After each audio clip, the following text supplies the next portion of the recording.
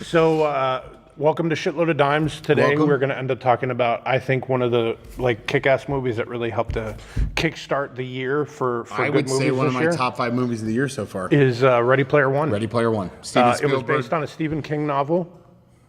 The second act was, but I don't really think the whole movie was. Oh, okay. So, you ever see that show Quincy? It has nothing to do with Quincy whatsoever. I love you. Was that Jack Klugman? It was Jack Klugman. So, yeah, we saw Ready Player One. You're this throwing out year. references that are about 10 years earlier than what this movie threw out. So, Yeah, probably more so. Yeah, earlier in the year, Ready Player One. I think it's actually coming out on Blu-ray very soon. Who did it? Who's the guy that wrote it? I don't remember. Okay, it's good. It's a good book. My son read it. I have not read it yet. I started to read it. I just haven't finished it. And to be honest with you, I actually would like to. I need to read more. I think it's probably good and healthy to start doing that. But anyways, yeah, we didn't get to see it together, did we? We did not get to see it together. I saw it on my own. I actually took a day that I had off. I had a vacation. That's right. You saw it before I because I did. couldn't take a vacation with my kids, so I actually went and saw it opening day, and I loved every second of it. I mean, visually, I it was was beautiful. getting crazy texts and all kinds of things. You were. I brought my son Lucas to go see it that night. We had like a special kind of screening at our school, and it was pretty cool. It was Yeah. pretty awesome. Nice throwback to 80s. I think. So it was a love I think letter they to did us. a pretty good job, though, of including other generations Oh, yeah. into how awesome the 80s were. Well, for certain. I mean, Without there's it a lot just of- being like a private joke for a bunch of old people. Well, there's a lot of 80s and 90s references in there. I mean, there's a little bit more older Ninja Turtles references in there. There's also Halos in there because of Red Sure. versus Blues in And there. I think like Gundam. there's a lot of people that'll watch Mechagodzilla. it and recognize a lot of it, but it wasn't just this like call to the 80s that only we would get. It was not. It was very inclusive to, I think, a lot of other generations and pop culture and Very much and, it definitely deserves multiple viewings just to try and catch all the different things in it. To 3 years it took to get the clearances To do the movie. for the things that they wanted to use in the movie that And they for didn't Star necessarily Wars, have they ownership only over. got like 2 things from Star Wars and only 2 things from Marvel. So that was a huge deal that they even got those references. But I will tell you, the hands down best part of the movie is Steven Spielberg's love letter to his mentor. The entire the second act of the movie, the search for the keys, if you will. It takes place in the Overlook Hotel. And I mean, it looked directly like it was from The Shining. I felt like we were back watching The Shining together. Yeah. And it's the only reason why Ben hasn't seen the movie yet is because I don't know Were if there he can Ghostbusters handle. references? I think so. I don't remember. It's been a few months since we've seen it, but Yeah. I do know there's a ton of stuff in there from our childhood. Yeah. For those who don't know the story, it's pretty simple. In the future, everybody plays video games and Lives in a VR world to escape the shitty reality that is existence. called the Oasis, and there's an evil company, of course, like there's always an evil company that wants to make money off the Oasis, and then By there's just the controlling regular everything. players.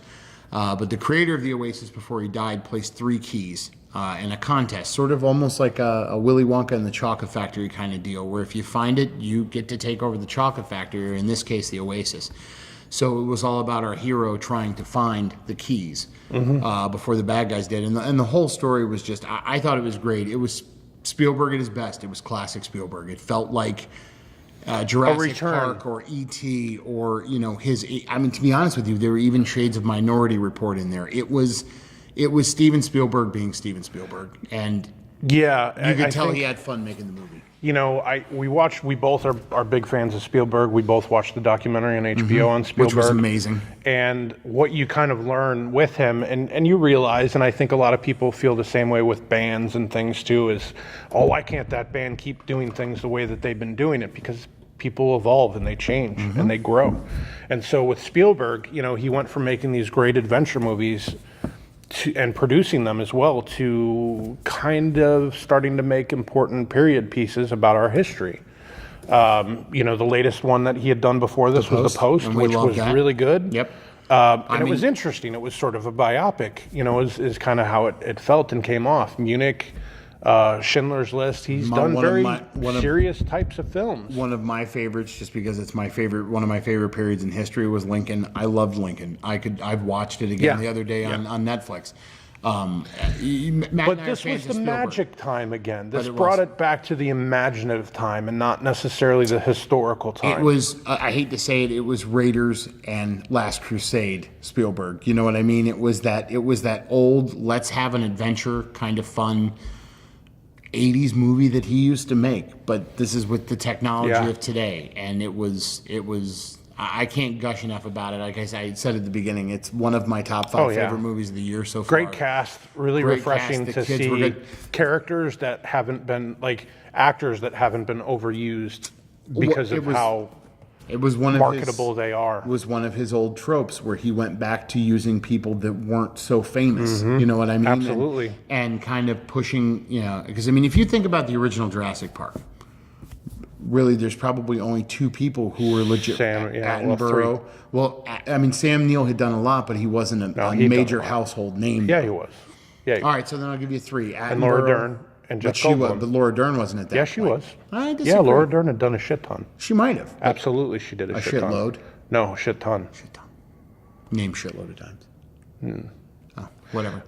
No, they were well-known actors. but they not had done as plenty of stuff. overused as like you No, said. no. Yeah. No. Yeah, but they were good choices. The kids were great choices. You know what? That was. I was going to say that was something that I did find refreshing, that the kids were a little older in this, because he does kind of do.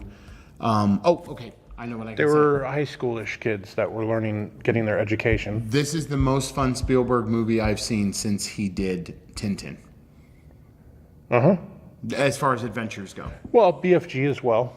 I was a big BFG fan was of the kind of BFG. like a family-ish. It was kind of fun, a but it thing. wasn't really what not like this. This was more along the lines Right. of his old adventure roots. Anyway, so I'm going to say 9.5. Pretty high for me. Sure. I really, really enjoyed it, and I can't wait to watch it again. Yeah, I would give it a 9.5 out of 10 Damn, that's- as well. That's like 4 in a row But we've agreed on. I will say this. What the fuck, dude? Why are you agreeing with me? Why are you liking movies? What has happened to you? Are you realizing that your time is well spent enjoying yourself? No, I think I'm realizing time is short, so why be curmudgeoned when I can be curmudgeoned at people? Have I turned you? No, I just Have hate. I changed you in some way?